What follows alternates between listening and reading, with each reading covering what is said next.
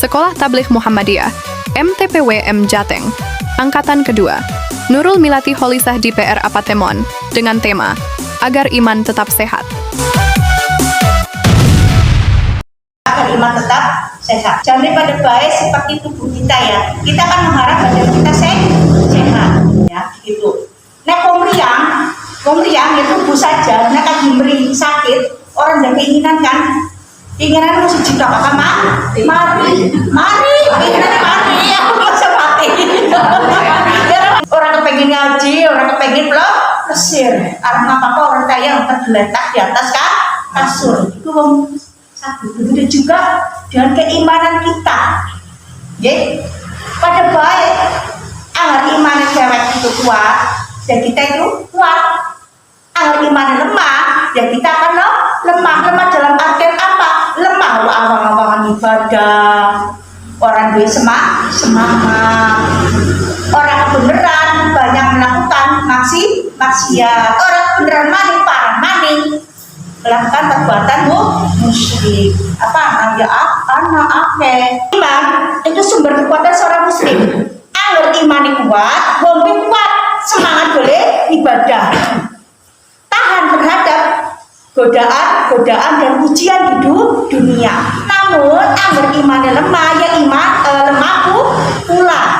Jadi gimana caranya kita iman itu sehat dan kita punya semangat di dalam ibadah, ibadah harian kita merawat iman, okay?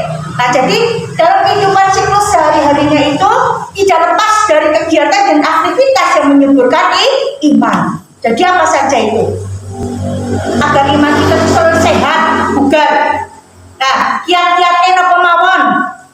Pertama, kita mentadaburi Al-Quran, ya, selain sebagai petunjuk bagi manusia dan pembeda antara yang hak dan batil, Al-Quran itu sendiri adalah sebagai cahaya dan Al-Quran itu sebagai penyembuh.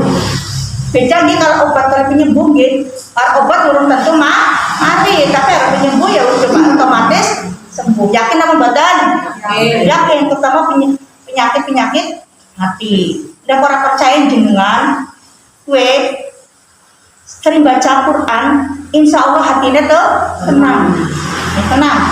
Ibaratnya lagi galau sekalipun itu tenang. Membaca Al-Quran itu bisa mendatangkan tenang. Nah, di sini mentadaburi Al-Quran, jangankan kita ya, sekelas Rasulullah membaca ayat itu sampai berulang-ulang sampai fajar. Sholat pakai ayat tersebut. Begitu juga di dalam kitab Imam Ibnu Katsir dalam kitabnya menjelaskan bahwa sahabat Nabi yang bukan sebagai al-Faruq. Nah, beliau itu pernah sakit lama gara-gara apa?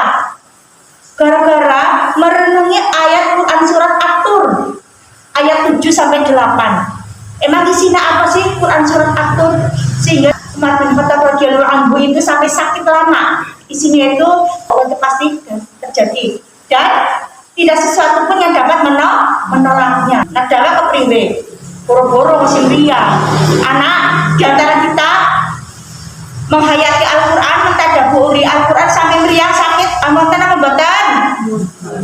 boten normal aja. Pernah sampai menangis? Pernah, alhamdulillah. Sebelum kita mentadaburi otomatis ya kita bacanya itu bener disik, harus tatil sesuai kaidah ilmu tajwid. Apa nanti tunane? Apa nanti kaya ada di dalam Quran surat Muzammil ayat yang keempat, ya yang bunyinya waratilil Qur'ana tartila. Kenapa seperti itu? Ini Bu. Ya tadi ini baca Al-Quran tidak sesuai dengan kaidah ilmu tajwid, panjang pendeknya salah, itu akan bisa merubah artinya salah. Makhrajnya salah, artinya salah. Ya. Kepriwe menghayati wong sing diwaca bisa salah, artinya salah. Contohnya ibu-ibu sering dengar ya, terutama ini bagian dari zikir. Panjang. La ilaha illallah. Artinya apa? Tidak ada Tuhan yang berhak disembah selain Allah. Tapi yang mengelani pendek, la ilaha illallah berarti artinya benar-benar ada Tuhan selain Allah. Wali Walik. Itu juga surat Al-Kafirun. La a'budu ma ta'budun. Ya, artinya aku tidak akan menyembah apa yang kamu sembah. Tapi kalau kita bacanya pendek, la a'budu ma, aku benar-benar menyembah apa yang kamu sembah. Walik betul. Walik. Nah, itu oke. Kita baca Al-Quran, panjang pendeknya diperhatikan. Ben panjenengan bisa mentadaburi Al-Quran, bisa masuk ke dalam kalbu, berzikir benar masuk ke dalam kalbu dan jiwa. Jadi panjenengan dalam keadaan sulit ataupun sakit, otomatis zikir nyebut asmane Allah, orang tulung-tulung, orang ngeri. Harus otomatis. Paham ya? Kenapa pentingnya baca Al-Quran sesuai kaidah ilmu tajwid? Yang tadi fungsinya tadi kita bisa mentadaburi Al-Quran. Fungsinya apa? Agar iman kita sehat, dan bisa punya semangat untuk beribadah, dan kita bisa merasakan manisnya iman. Yang kedua, merenungkan kebesaran Allah. Merenungkan kebesaran Allah. Pernah boten tahu keagungan Allah siapa? Baik contohnya keagungan pada penciptaan alam semesta. Allah menciptakan langit dan bumi, anak bintang, anak bulan, kok bisa orang pada tiga semesta. Berikutnya contohnya lagi keagungan dalam penciptaan manusia. Alhamdulillah.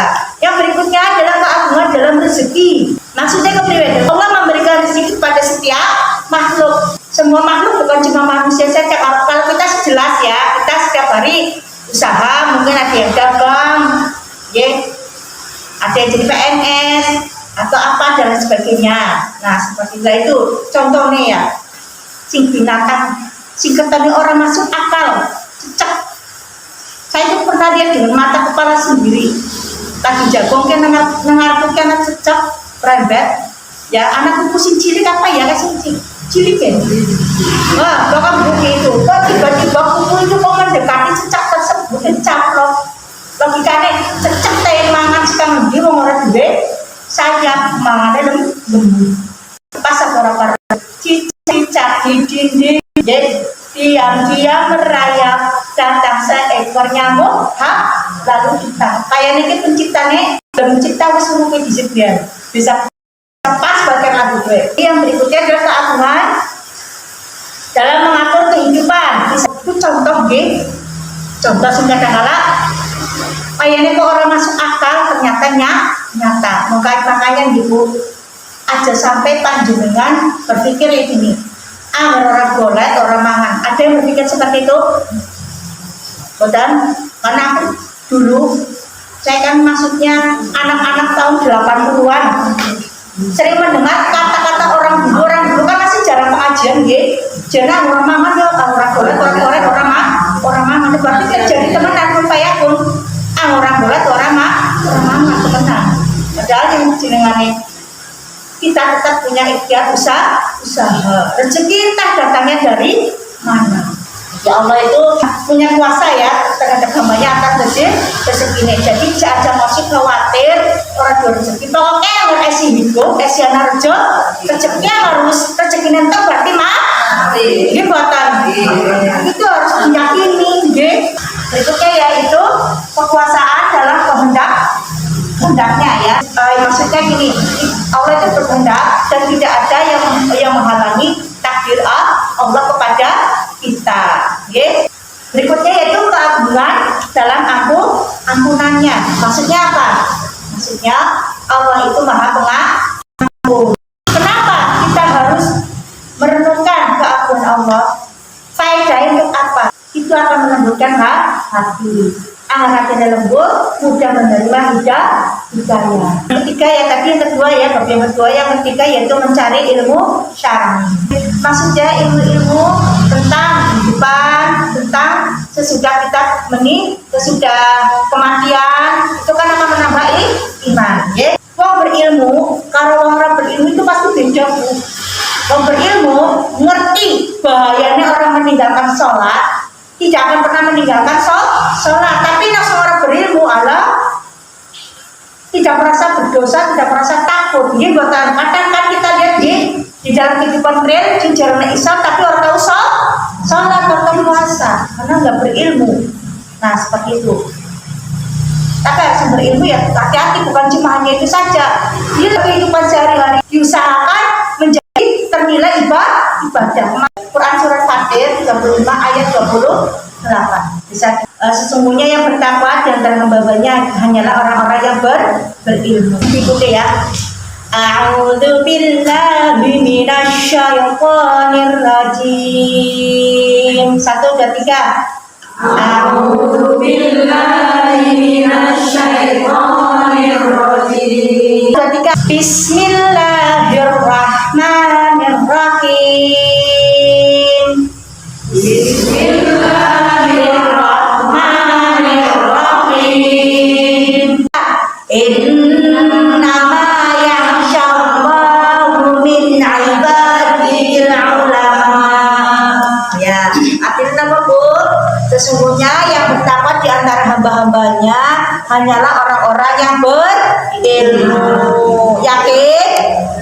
Yakin. Buktinya panjenengan sini ngaji, datang ke sini karena ngerti manfaat faedahnya ngaji. Gimana? Seorang ngerti manfaat faedah ngaji ya mangan udan tekan-tekan apa gimana? Nggih. Nah, seperti itu sebagai contoh. Nah, begitu juga orang berilmu bukan cuma itu saja, kita mengamalkan juga tuntunan Rasulullah. Begitu juga dengan ilmu kita juga tidak salah mengucapkan dalam berdoa. Kalau salah dalam berdoa itu akibatnya fatal, bisa menjadi bumerang. Kenapa saya mengatakan seperti ini? Ini sering terjadi di kehidupan kita sehari-hari. Misalkan anaknya yang dibilang, oh jaga masya Allah, salah benar. Padahal masya Allah, angel itu salah.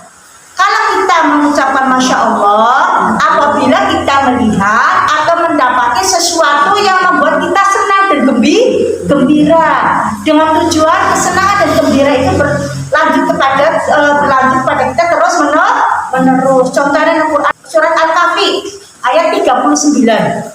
Bisa diperiksa nanti di rumah, ya. Artinya ya, dan mengapa ketika engkau memasuki kebunmu tidak mengucapkan masya Allah, ya? Agar kita melihat sesuatu hal yang buruk, misalkan kita melihat kemungkaran, misalkan kita melihat ada orang kafir mengatakan bahwa Allah mempunyai anak, maka kita menyebutkan subhanallah, ya. Contoh kita melihat nablak dan kita subhanallah, ya. Dipaham? Aja keliru. Putuna anget, itu masya Allah ya, dia putuna anget boy mari salah berdoa, salah bolehnya menyebut masya Allah. Misalkan ada temen, soleh temen masya Allah, apik temen masya Allah, subur temen masya Allah, ayu temen, bagus temen masya Allah. Nah seperti itu. Bukan tapi ayat berapa tadi? Ayat 39. Terus kasih contoh kita mengucapkan subhanallah itu surat Al-Baqarah ayat yang ke-116. Yang terakhir itu mengingat kematian, ya, mengingat kematian.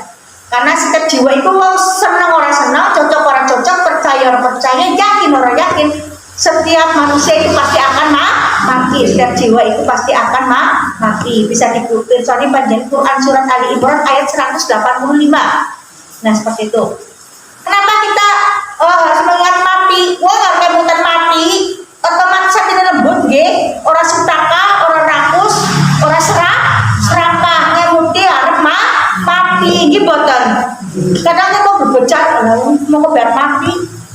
Aku minta pertanggung jawabannya mau ngapa lah kayak wong ngarepuri bae nang alam ini buatan habis niku buatan itu terbukti itu ingat kematian.